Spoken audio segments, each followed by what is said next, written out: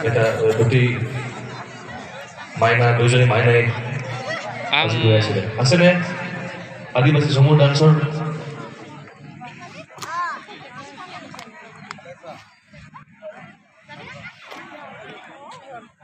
আদিবাসী ঝুমুৰ ডান্স সাজু হৈ থাকিবলৈ জনাইছো এয়া মঞ্চত মাইগন খানাই ডান্স